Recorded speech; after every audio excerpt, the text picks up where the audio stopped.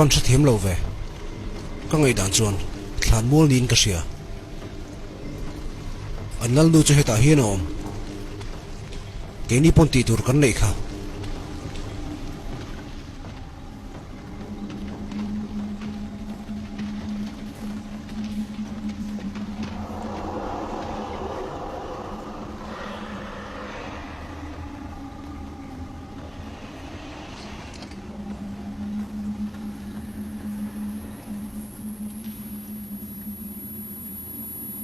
thằng anh chặt mày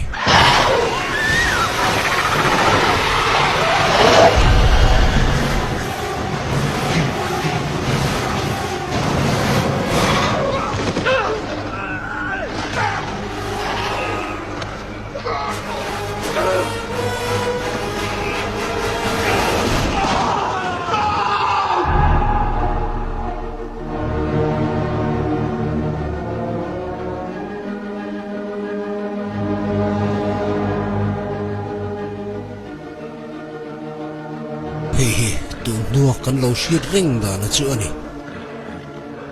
mishing te hi chu kan lo ring to chin renga chu tiang chi chon vampires te po hi an lo ve chin reng ani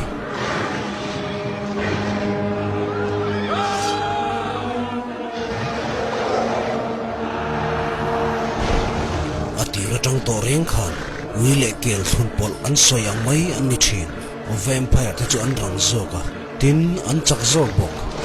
chuti lai chuan mihring te chuan van nei na pakhat an nei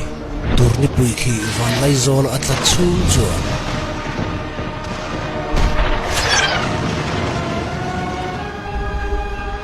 ma se chu chu atok zo ho lo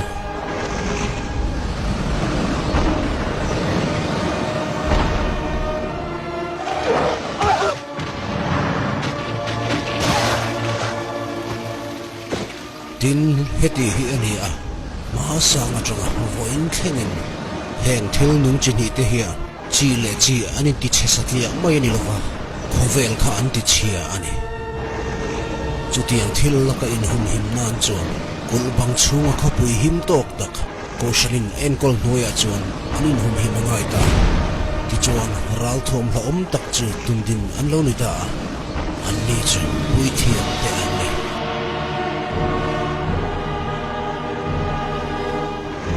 an ni ho chu ral be thiam chung chuang tak ni tura cher chu an ni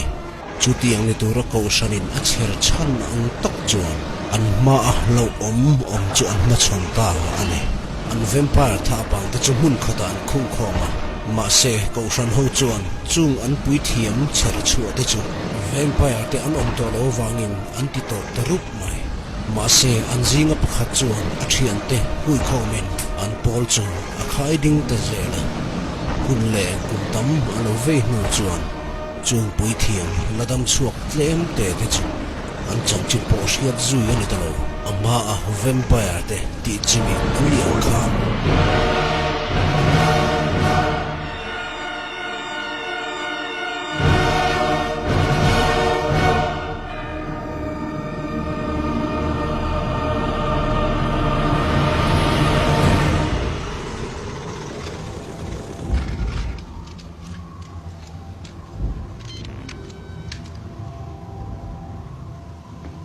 ma kan son vak love kan tu mong ti hlotin nan chon du thula sam lovani ma se alei thalo te hi chu an ral tep to ti thei ania kan van nei lo chon thlai kan ching chan thei tep tong chang khom me che oen he pate chun ba kan me don lo ni mo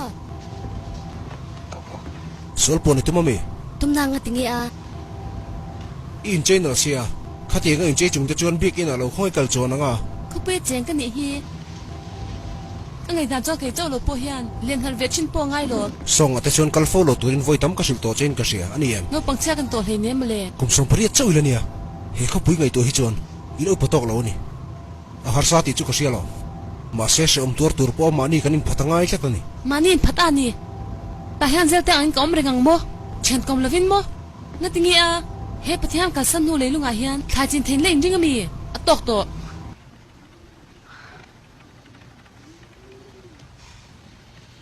mal som nei dil phat me piang u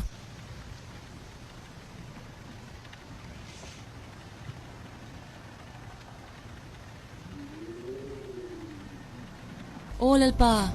ei turmin pek te wang hian kan lo me ingia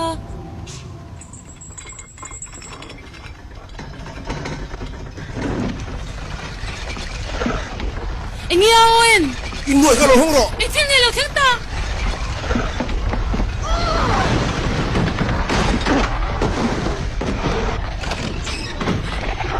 bui lo kan ro man mo ro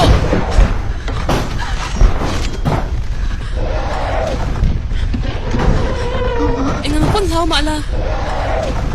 ro no thwa son che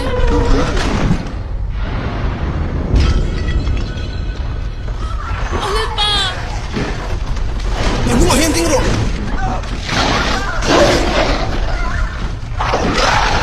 caro cái lục bị caro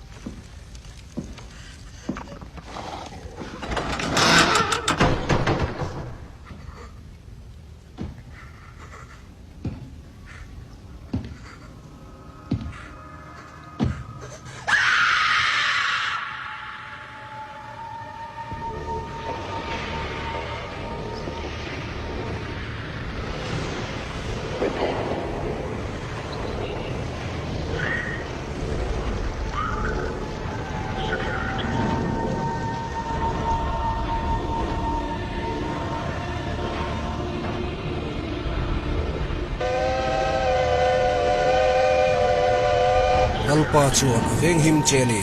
ko sanin aven him ang bok che u hian he khapui hian aveng him che ani iti tur om chun chu sul ken fai na ani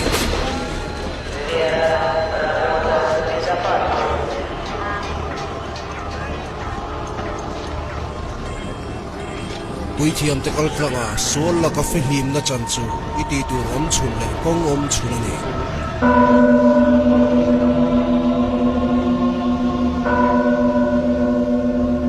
Kausan hi indo ani ngai chuan chung pathian ki indo ani ti inin shreng turani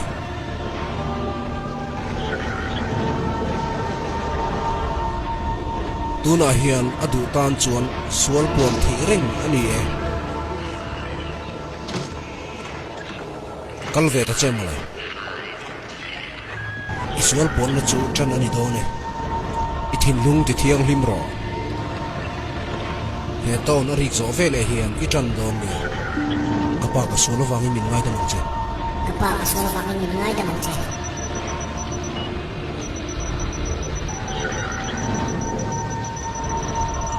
ka ngai thai ka fa pa mu mang ka nei non le a indo no chung chang ani soi zel ro an bu pu ya khan kan lo oma ama ang tho khan ka unau pa chu athluwa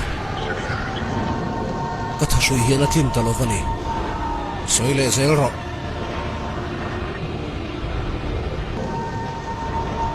karil ru a zona aloma rim hil na nen sol hi kong sang sangin aronin lar china alo be le dan thabbera chu mani in hlan rol na atangin ani chu chuan sol chu ane the o ka sa thiame lalpa kong hi kan zo fo turani ani chu thutak ani sia he hi sereng ro ko san hi do ani chuan pathian ido dina ania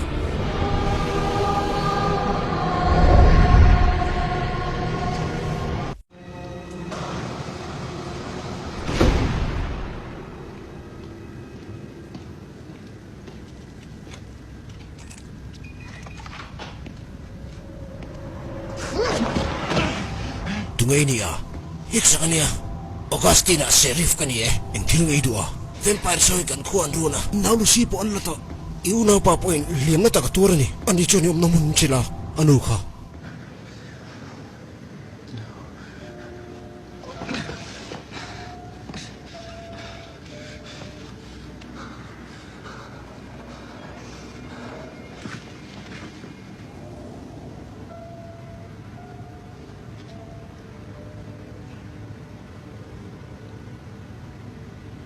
Lucy khan soi thin che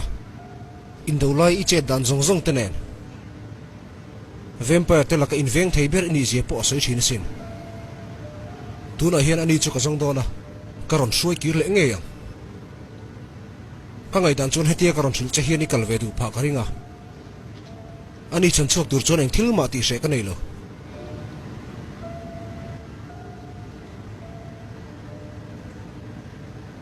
Ole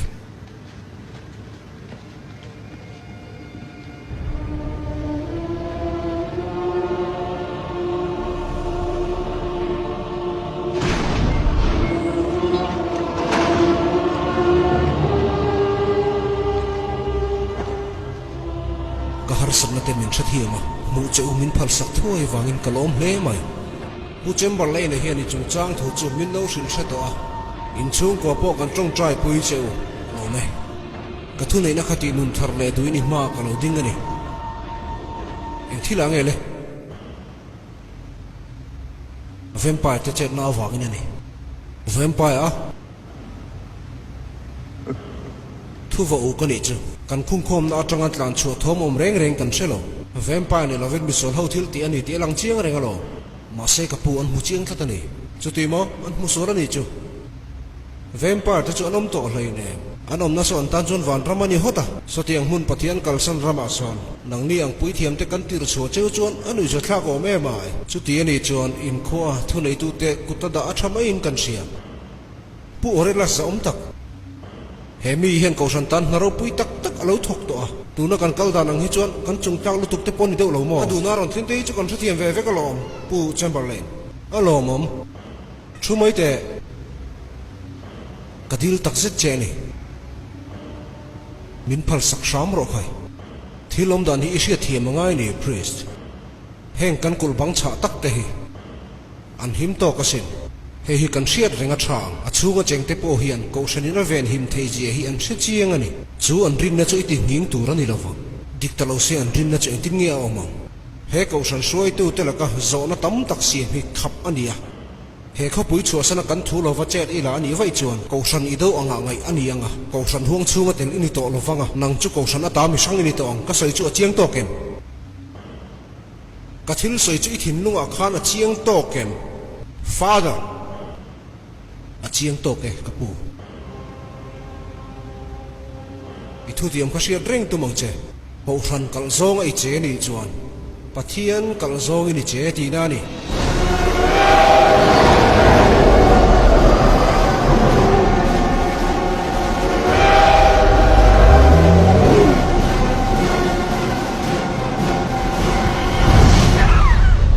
Kita che boy Saktu mata che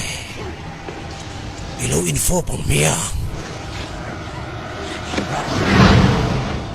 Thian te chunga khatia ti tur ni ngai hle ne Ngai takin min kaltero Heta I om hi tan him na tur ni zo kalom ka chu tir che chuan an pot som ve kang che I tak sa thempo mu tur om lovang kapatia chu pui thiam ania min ron zong nge yang tak tak mo eng wang ring tlat ngai ni a min ron zong nge yang ani ron zong nge yang che ni e ka sia lom chu hun nge chu ka nga ka sin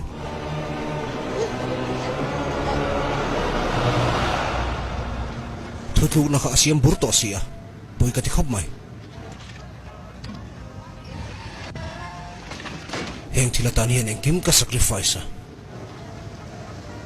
aseng ai thak ka lo le silo indo na chu to to lo nang le tho pui te chon in na in zo to lo ala zo ho lo ka tan phei chuan pathian ne na inin kar thutlung in lo siam to chu har sama se heng thila wangin iti chetur ni lo atul sia lo ka lo ange ni chu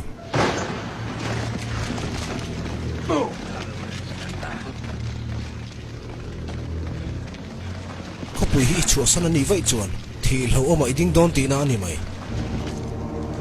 ikal na tu chu chiang takin han thlir te ikal lo chu thazo kom he khovel tan kan be ni lo me ni lo ma se he lo chu khovel dang kan nei lo ti ka chiang ka ngen non le che thila thak ti tumin alam nai su I thu tiam kha sereng ro khai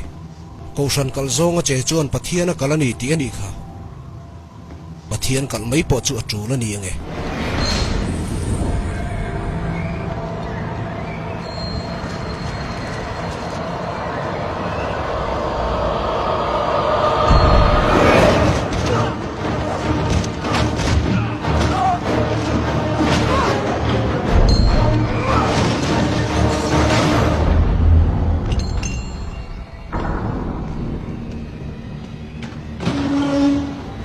pui ro lal pa ka pathian du tak le ka nei om chun nin ngai da mang che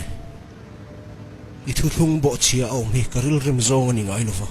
I tan pui na kut chak zara chuan I du angai om chu ka du asin sual chu do let ka tuma I tan hian ka thisen le ka tak sai hlan rol ka huam asin ma se ka thei ta lo ni e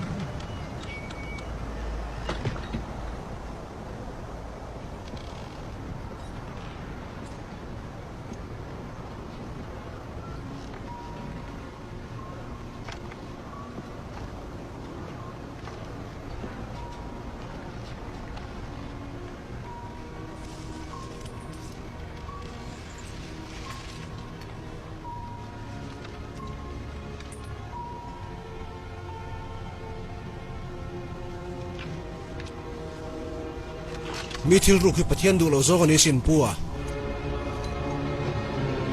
ma se poi lo ve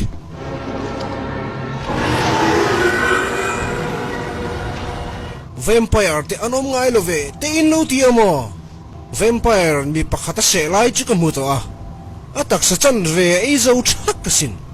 chan dam na chu he ka kutero te a hian om kim ve ka sin ko san rong bol tu te phal na po ka la ve ka ni zanina hian tu emo malo ro mangai em te chu mi te chu zanina hian chan him ro helai mun rong kala mi puite ron thi thabar thini kaning tok to ni I pui thun a thak thuron ken chu mi puite oi ti ritu momo I kalbo hun ta e ani le ka kalbo thun than chu pani khatal min silte kha kha pakhat na pani na atok Ivan Zak thilo ve a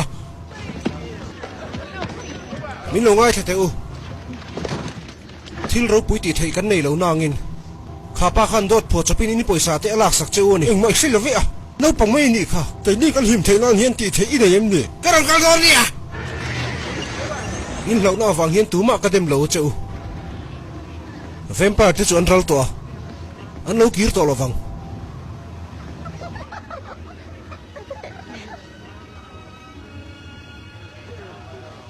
an dan sa sumena I thak mai ngai ni mi kholan mu khat em wang ani sa pui thiam te chanchin an soi thin hi adi kem pathian kut an ni an tia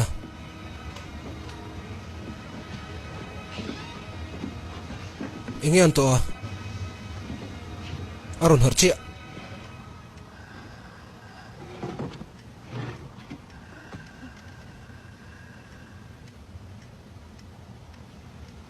min kalsan khan ilano pangviawa putarin ni lo kirle ani he indo na zo nu te khachuan innu khan lo thlir reng thin che sin kadu dan chu ni lom ma se ka din huni nazir lo em ani ka veng him thelo thei top chuan ka tum ve a ma se nang ang kan ve thlot si lo kein ka pek thelo nun na i pe thung alom chu chu atan a hlutok em asin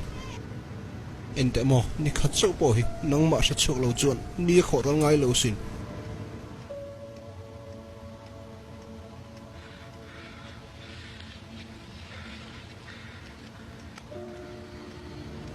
Lucy chu vazang chuak la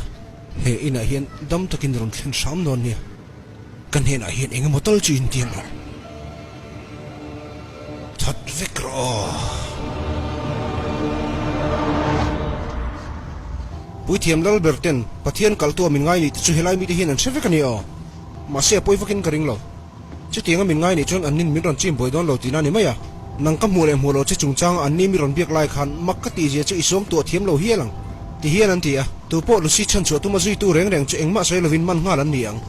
pathian kuta him takina om te an ti khemole boi thak ta chu ani hi kho pui chunga om lo ni vai chuan thi ngei don ti kan sia hi ni ani lo vek po in midanga kai chong don ani pathian in za angai te ani ngot lo chuan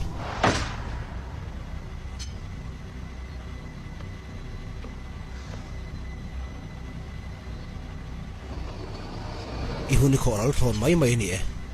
avon makte fu o min ban thei lawang ka kal ve thawang ingen ron zol ko po ho ke kan ni sin he kho mi pui cheng te hian i chan him thei chu an ring lo phot chu nia an ni pui an ring lo chu chuan eng thil ro pui vak nei ti theyang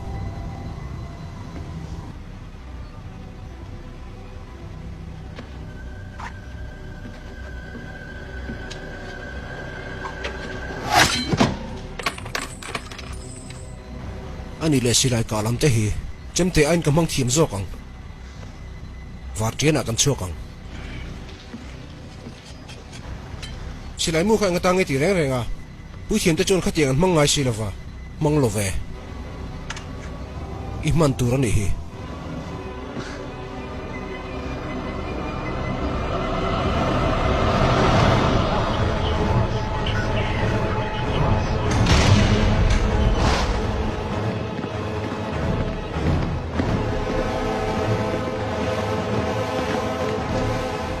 na pakhat min tho sak tura ko chu in ni e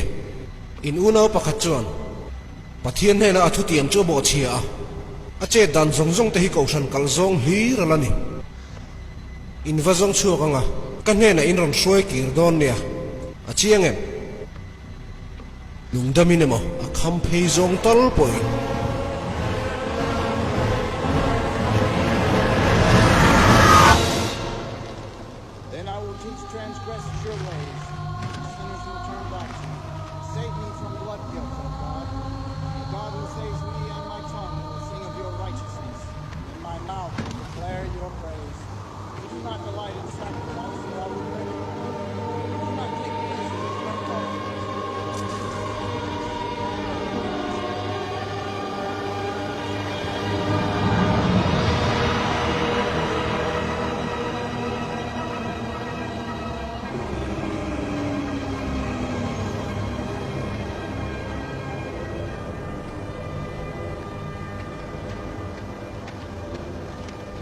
ingenia vampire te kenia khe chu bial thina zungtang pathume ma pali mo an neya ma sai heng hi chon zungtang pani chen nei hi vampire chi dang do ni lo mo chi dang anom ngai hle nem an omani point an ma ni nan that chimit zelang han en la vampire kenia kan ikat lo marlam kan panangai marlam te chu vampire khong khom na nia ani anu chu chu bulchan nan kan manga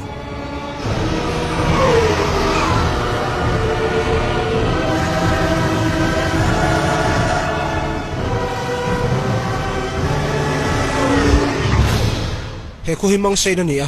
vampire man te khung khom nan man ani nam pakha chon khuwa an nei ve ni ome eng poni se lu chok turin hun kan nei tam ho lo mai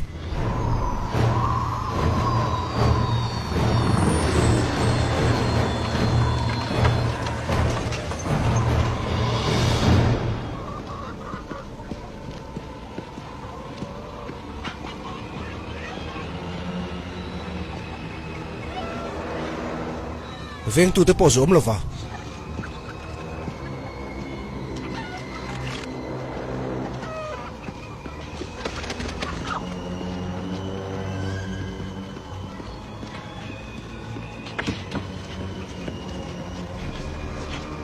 dan bo chi an sem ve vani mel ve ti luina wang he takal hin ni lova tlong ngai cho in pe thapan ni an in pe ti lo tak takana ram ri pan hian an local topa vampire ni an chaka ni ti in soila dik berang vampire chang mei tur an in ngaya chu chu an chak chatani heng ho zong zong hi chon ngai dan mak deuh mei hin neya an ni chak le an thil tum an lo thin ma chuan a soiwa ki nom je nei lo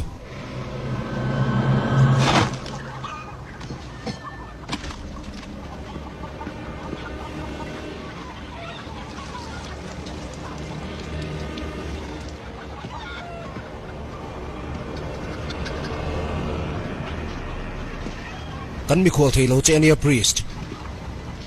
ta hian chan vo i nei lo khoi kalo tinge zanikal ta vampire ho nan soi bong mi che pakhat kan ron zonga an kin he kin hela mi ron chun tlat ani hela hi tu man an kal tlang ai lo chu chu kan du dan po ani a traim mai dang kan du lo ani mu har sam na kan to lo sam ka be se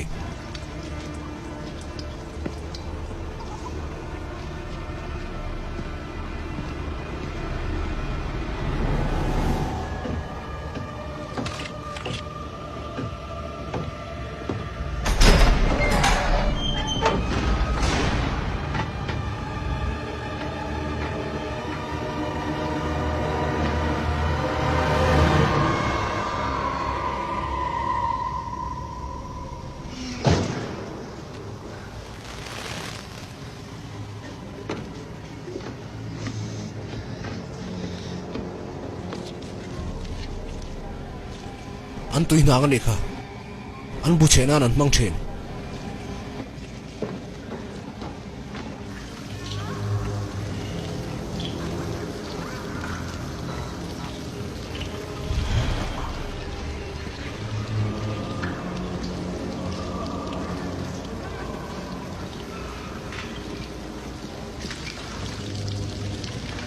alan dan chon veng tu te kha an that vek ani du meng he mai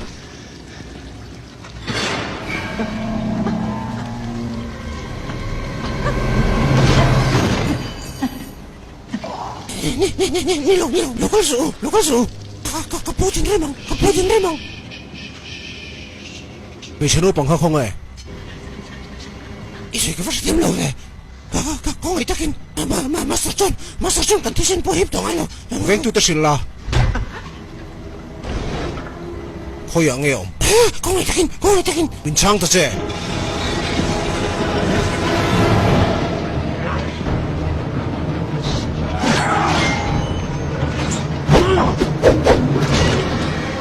priest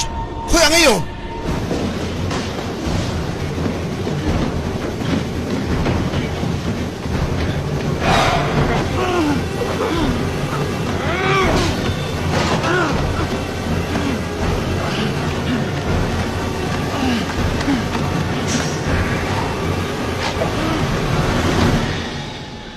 silai mu khare nang che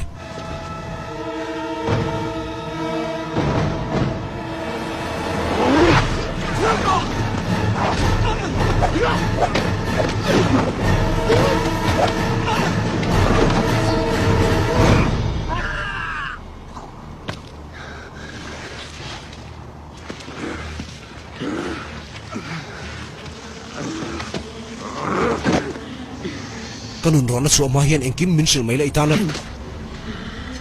lal pa le kong har sa zo min khan tir fo chu le mi cheno pangan da na chu min sil ro in pui thiam ni na top to kha priest shira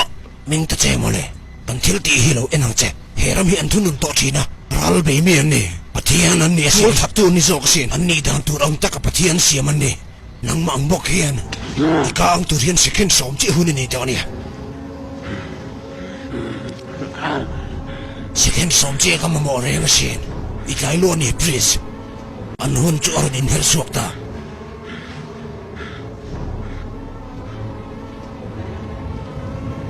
isilai por ro khai patingia imamo don mo le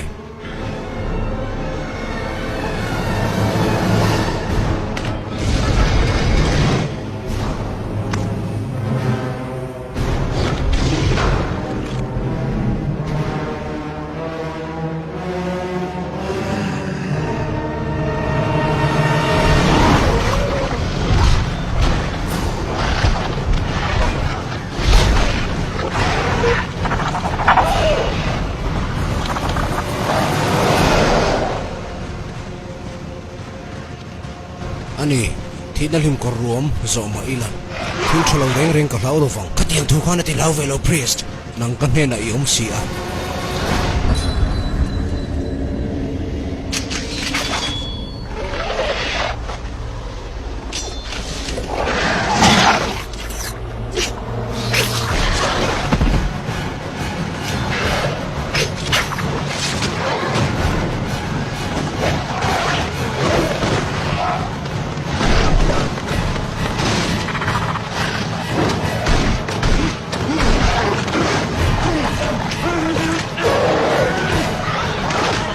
老鼠。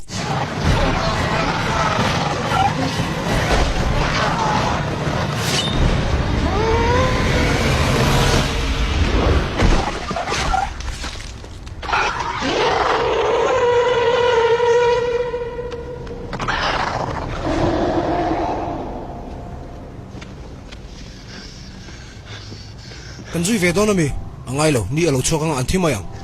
thate te in omang che nang le ke hian thu kan soyang mi cheno pang om na kamin sil ro le khothang lama an soi enga eng thil nge local mek iselo vani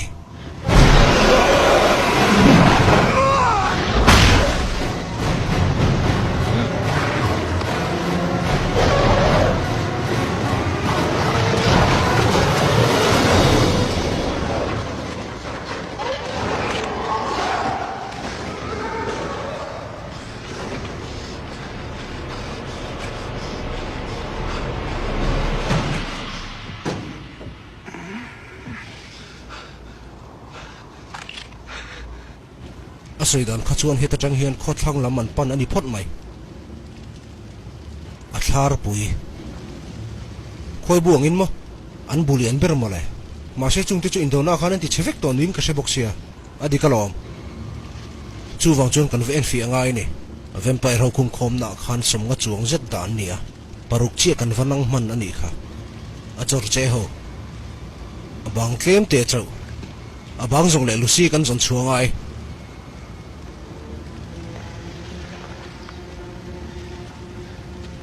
indo pui kha mu ve phalo mai la nom ti mel ta ke mi jang nun nan lak sak lai chi mu ta ni itan chon ol sam vio mai thei ka kir thei to lo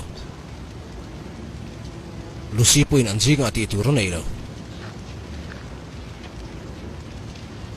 khoi moi si lai kha enga isi lai chu lo la the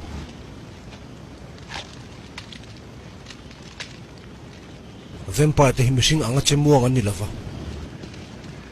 an taksa azana wang het engkima an rangzo ka ni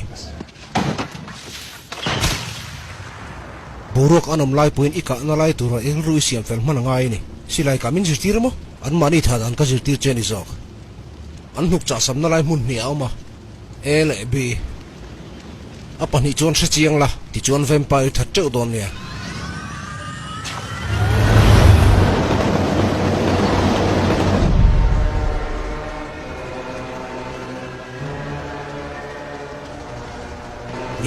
kala thil sil tur che nei ani ome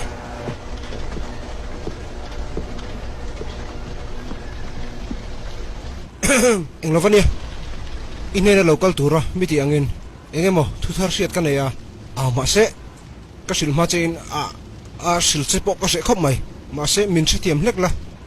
zang na dom na ilo fashion te hi ka phu theng em ente chu tiang anga kanin ti lom ton chuan kanin koprem viawang chu tiang ani chuan kong tin renga thu kan thlung dun thei don sin ithisen zama thisin rim te chu ishia em arim chu zanria rim nge ni ole athalom mania me cheno pang i soi khan mo zan ni le karal le nuwa pui thiam kha lo kala priest mo mi pakhata telve sheriff kha min ti zak khop mai ente engma ka sol main kho tangin min chu ka ni chi iti thare mai kalom lutuk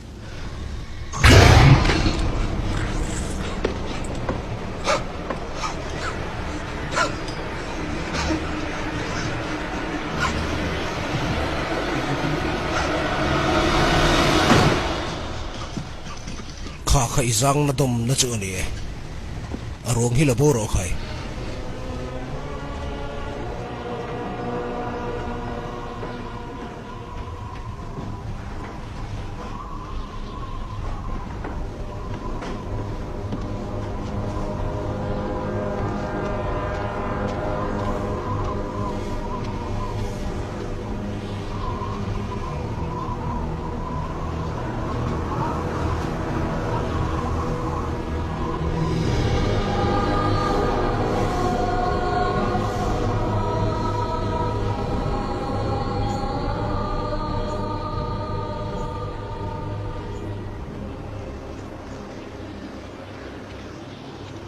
kanau pandeu lai kha chon ta hen ka kalfo thin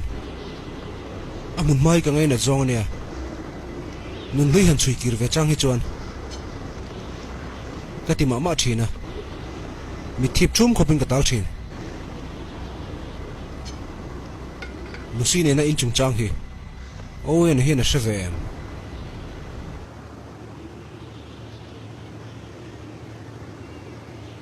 shelo shelo lucy chon sila du thina ma se ani ka chuti lan ril po chak om lom le la ma chon ana tho khan ru ru pek bu tuk thin wang pon ni berin ka sia I manga em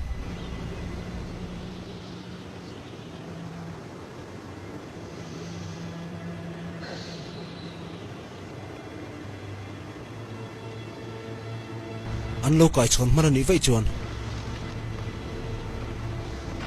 ti lu manga yang tum chin la mole ma sei thei garing chi lovani tan puyang ai line ka om lo to khatiang khan thil ti su le ka tum to lovani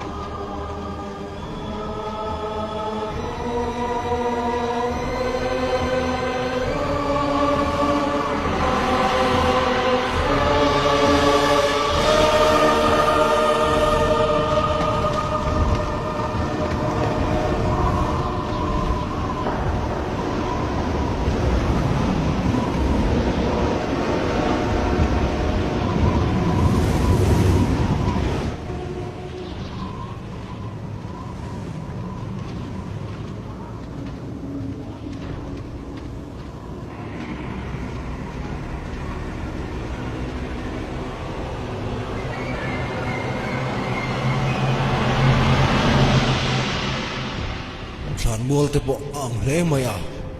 thangani khat mai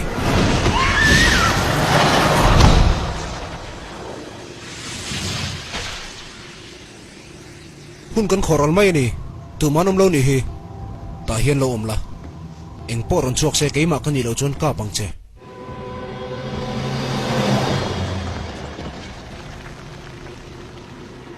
ro pui ta kani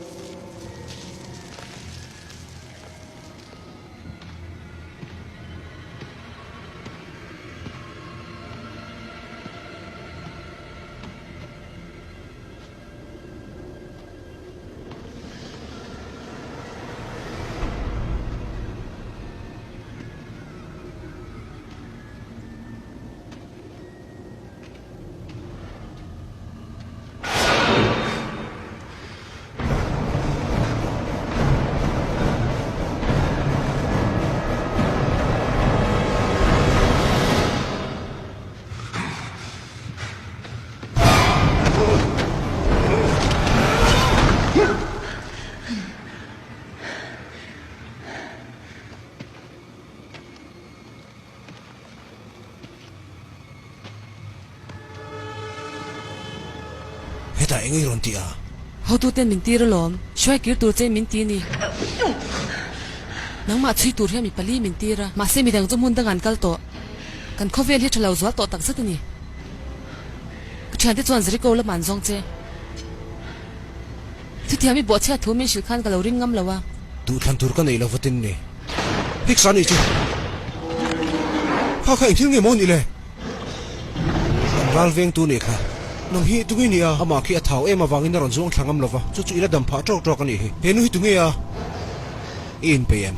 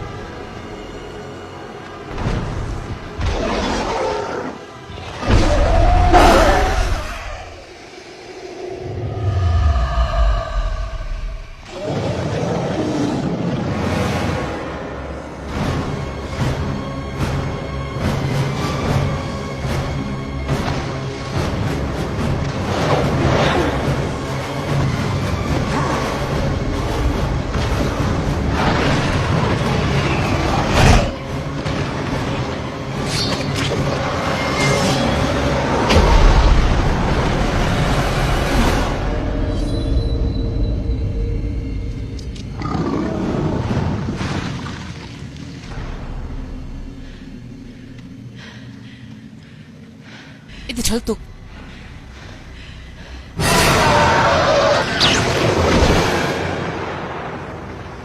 engting nge ti kha anuk chu ka chata ni lo me kum kha chuang an ro san to nu wa nga tini ral de tu hin la da le nisi khan lo kai chon tha don ti khu khan sha em ka sil to lo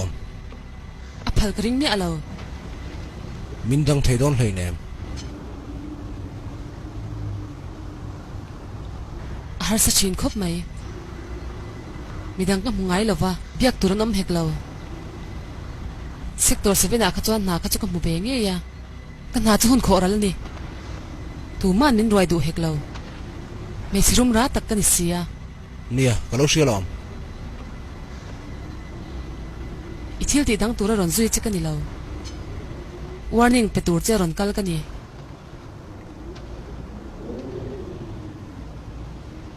zan tam tak chu ka har hlol thina indona muna omanga ka ngai le thin ka in soi zoya ka ma thil ma chon tur omang me yan ka in seru teu thina ni chumi nuwa chuan mu thil kan tum le thina mangchha ka mangje asin ke po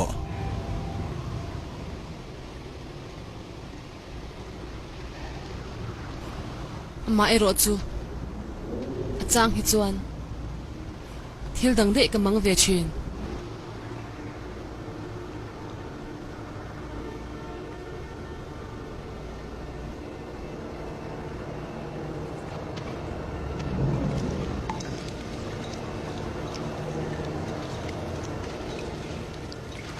inga tinge mon budang a hi dang lam viu le helai mun bi ka hi chuan in siam tharnan hunan man chin karing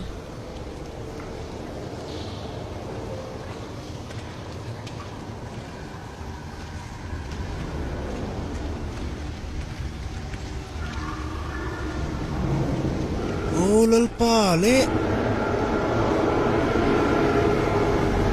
bol tharan in din me ka nei he khoila mangen kalvik ta kang le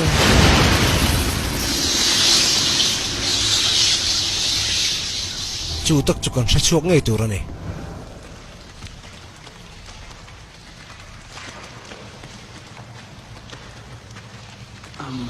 thil pakhat puithiam te hi inin ngai zong ve thave 6 mang lo turin kan in tiam lon ani chon ngai zong po ila nei tiang turimin cher chwala chon no pangte lom kalani ani ve thung so ani su chon talen dong tha em meya nang ruala ni lai khan ser thambi gan tel to engtik lai puna nun na soitan hlan phalang borok po dang lam tran khop mai acha na chukan mu mal reng mai hi he tlang lian takhi an seu tlang to pani hi sipai tam jok cher chuan an po zau to khopalom so soin khwang e veta a jeri ko khoni so midang kha khoila mangen kaliti kha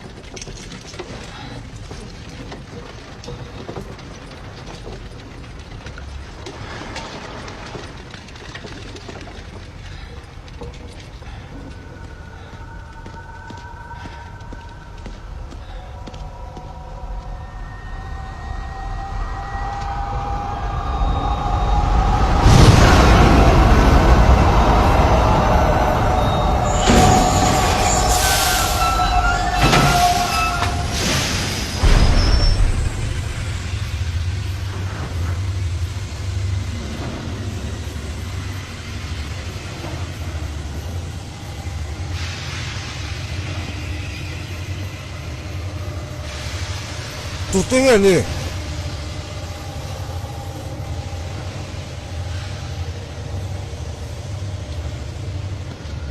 tu tenge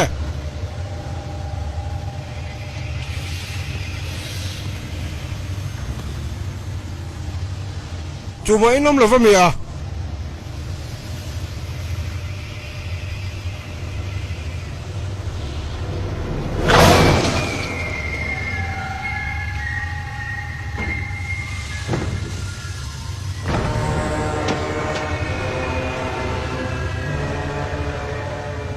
in tranta e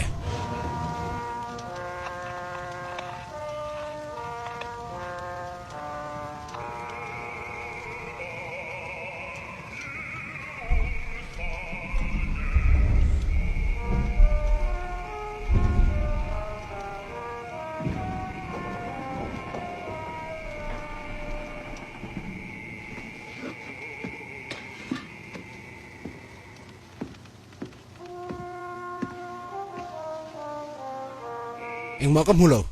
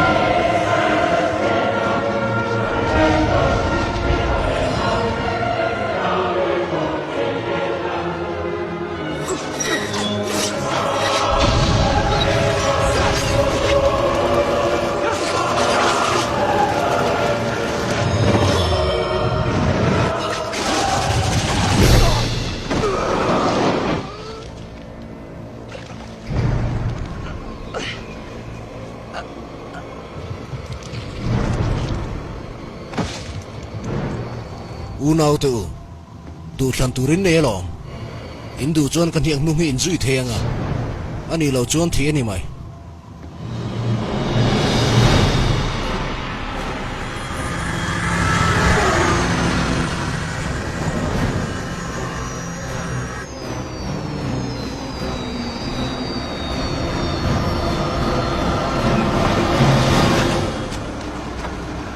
kan tlai sat ani mo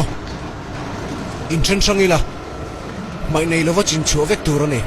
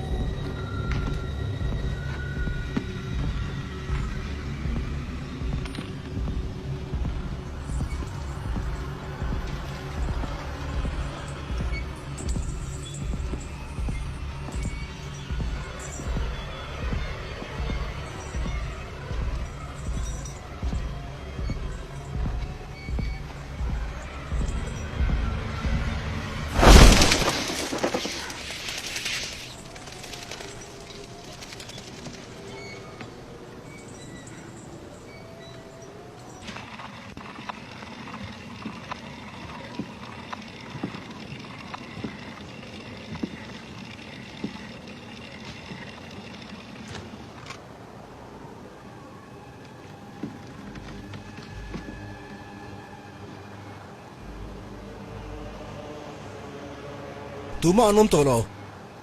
tharau tangel po shai turang nga om hle me ya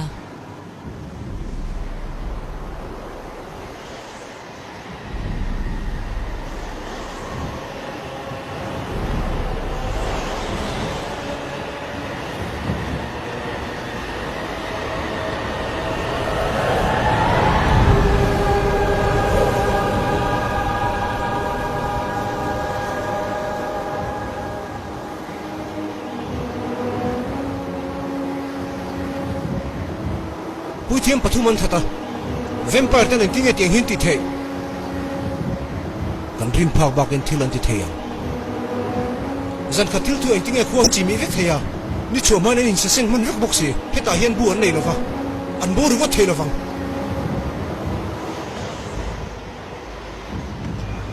ni englak enum hin thena tur pakhat man nei lo herel kong hian khoilam nge pana lungal thei khur hluilam dang karatang chok tanin Augustine an paltangang zirkon paltang ton huchonan thlenchet to pui kharing mo khopuya valu du mai khopin an ar karing ngelo adikem ni chok don sia khopuya chon ni chok kan mungai tatlo a chok ngai lo tata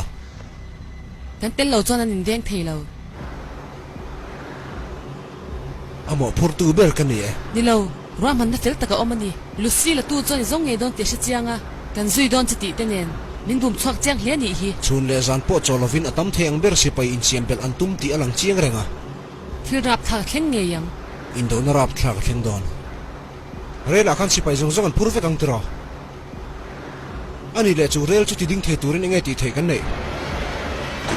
rel tlan pelin bom hi kalo kamanga lucy chin ron zong me don nya kein bike kalova tinunga nge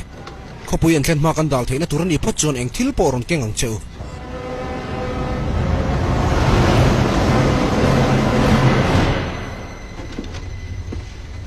Irila tram to leang tira I chailo na arei to sia Hengi ila ila vang tira varak sakan raw ngat ani hi thilwang takan yasin ani lo thak viewin isevelo me lo mai han ite abaki ito don lovania thil nge dua kadu chu nang poi na idu ve nge tur mole he mishing nun torna le medang te ta na in pek na nu na tang hian zalen kadu ni ithil du zong piang po sualangin an chir zel to lovang chu chu ni inti dana chuan mani sual pom du lo te chuan chatuan nun na in chang don silava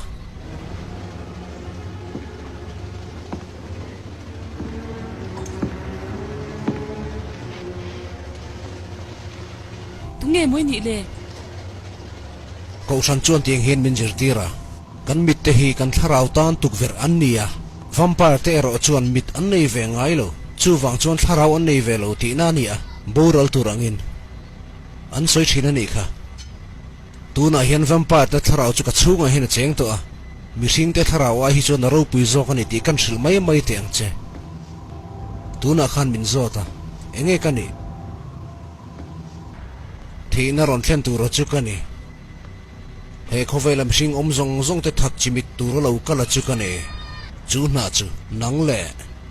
I pui thiam putarane min tho pui dona ne atha du me karing aniam an lo ka chong man ani chuan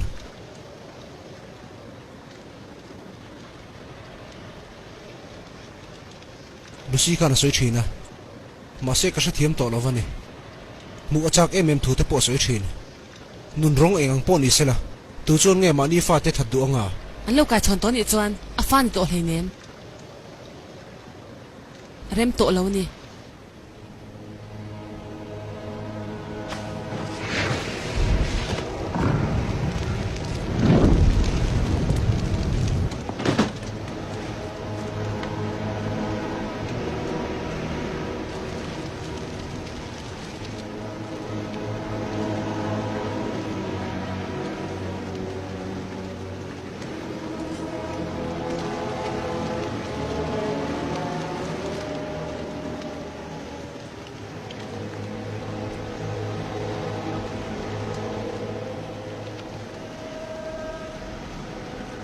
ka vong reng china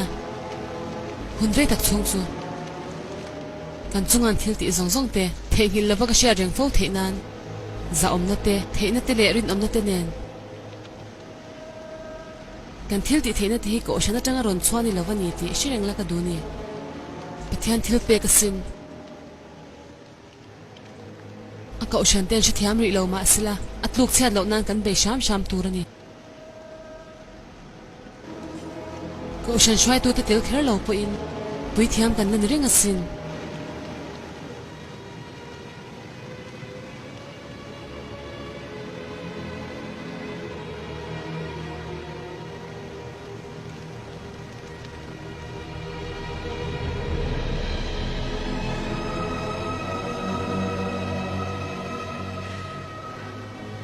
ka thei to lo vani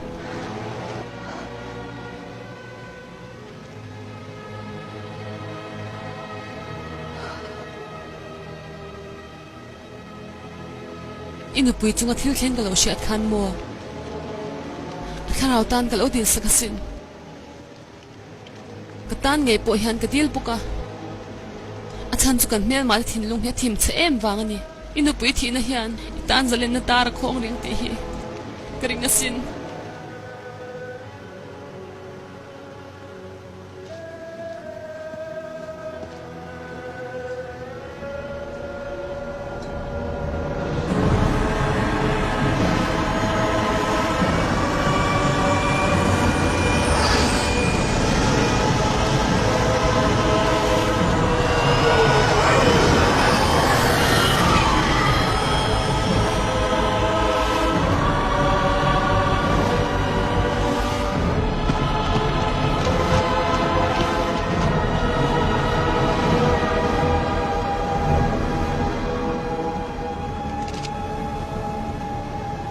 that lawang ti min tiam ro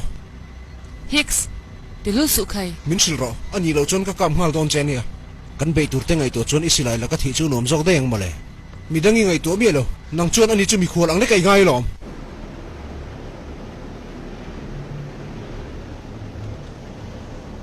afanu anya lon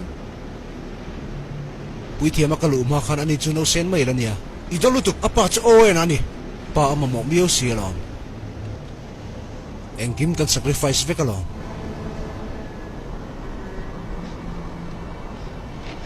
ente boya he thil hi ti chuan enti kama lu si hi zong mungai lovang rel khu ti ding thei lovanga khopui mi zong zong te pon thi ve kam nang po ibang ho lovang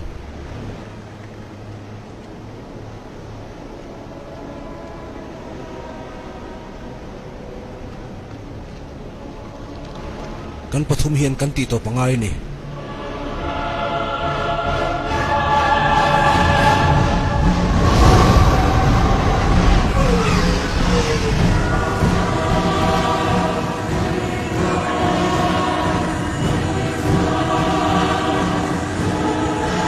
rel lo ken huna chuan rel kong chu ti chianga in tiar filin va tang che re chung alom si lai ti ka tiang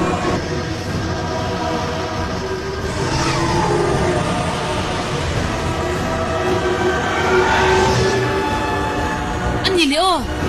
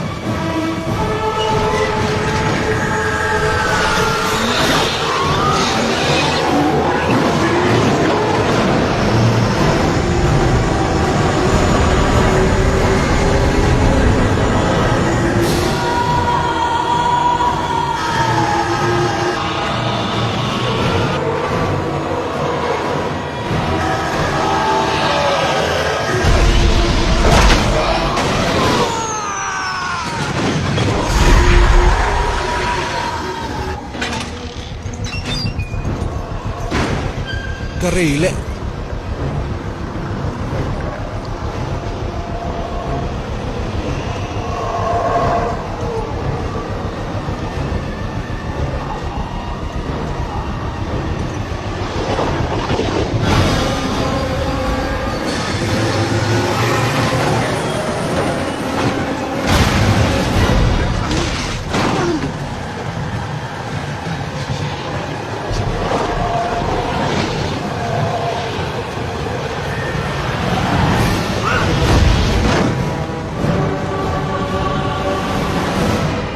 Chị bay cất chia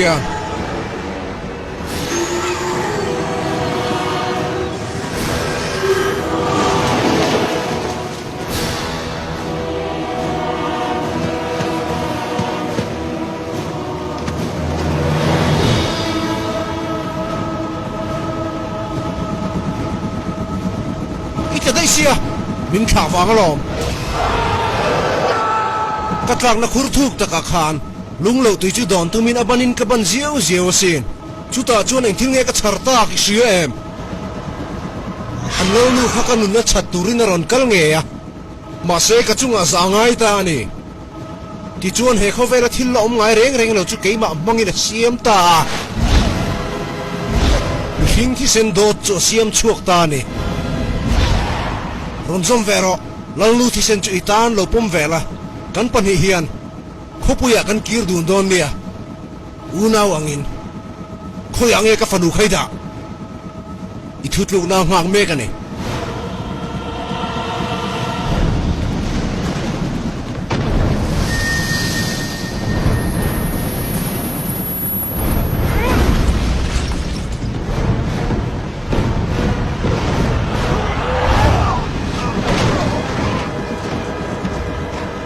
min ne thelo Siya tiyang pagbakin ka tsakasin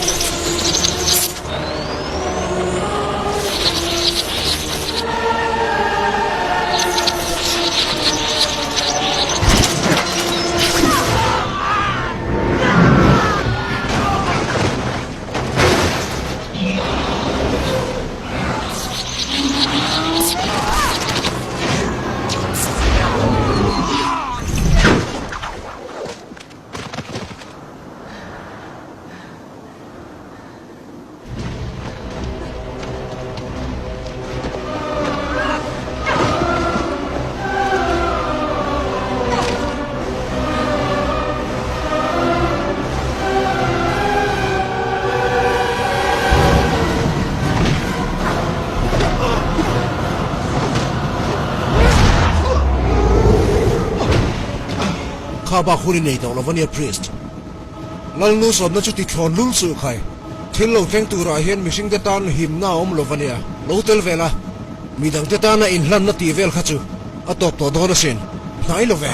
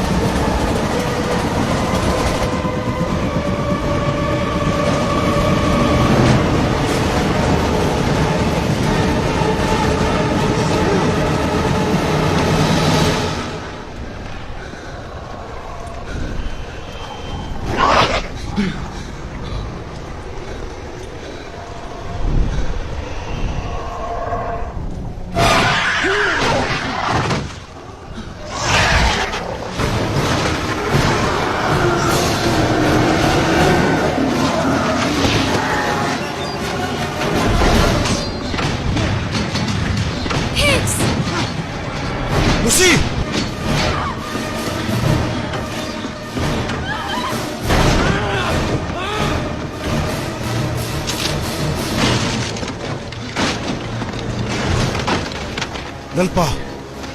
izong mu to em kala nai chil thelo mana ma son an throi phei ni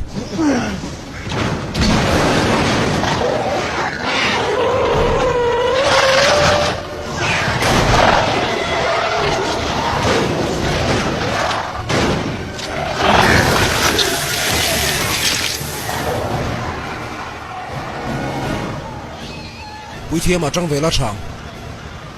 Thanks. Ít thừa buồn khát thì bố lệch xuống chạy.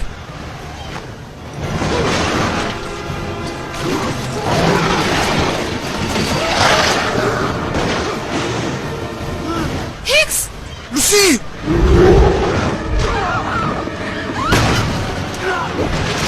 Tinosu!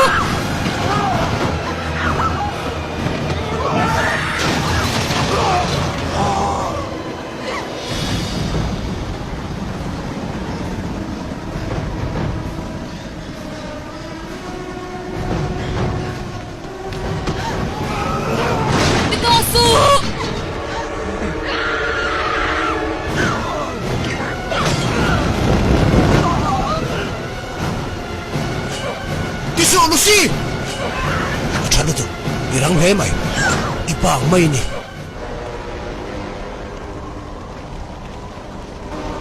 Ara sin lo cheni mo.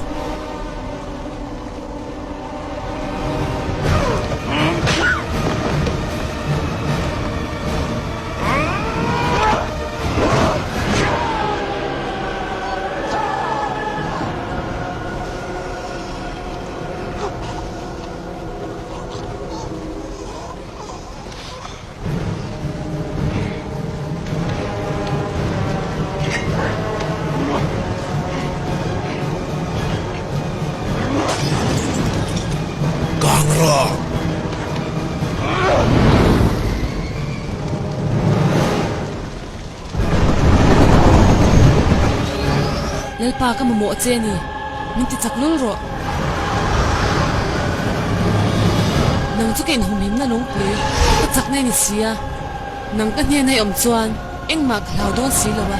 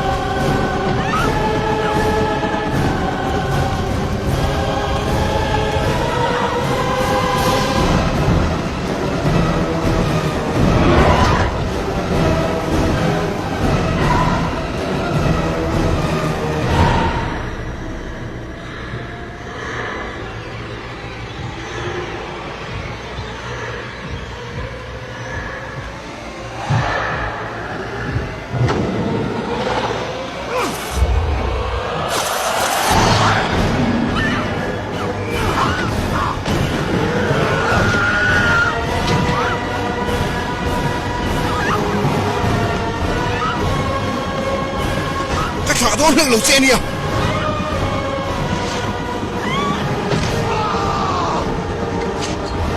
Irin om na chi lo sam pui tan i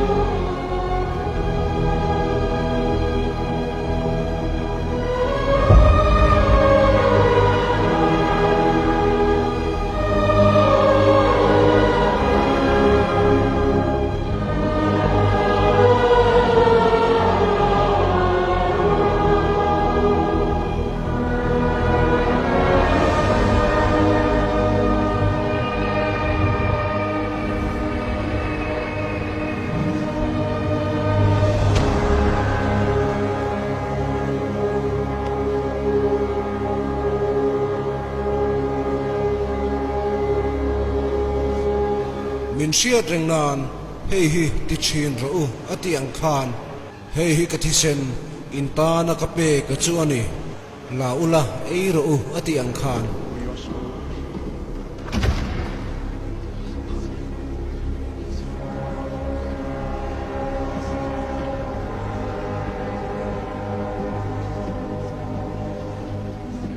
eng tin nge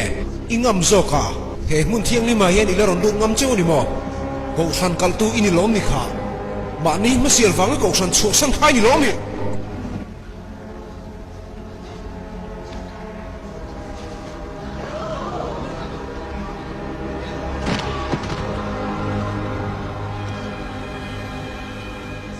he ko pui pon chi rel che sual kang mek su vathir ula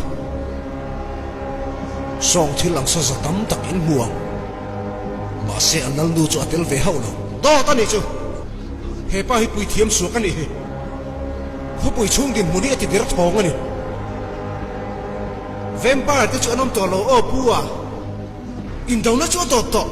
hian to lo ve a in chan chu zo ani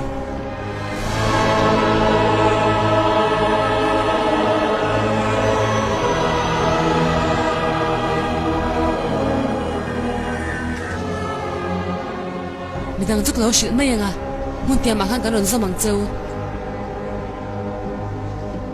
ka ro khai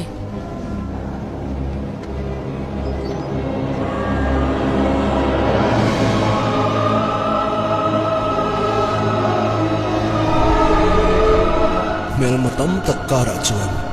an ma ni nei tu ko shanin ring chuang lo na chungin ko shantan an tho anga ita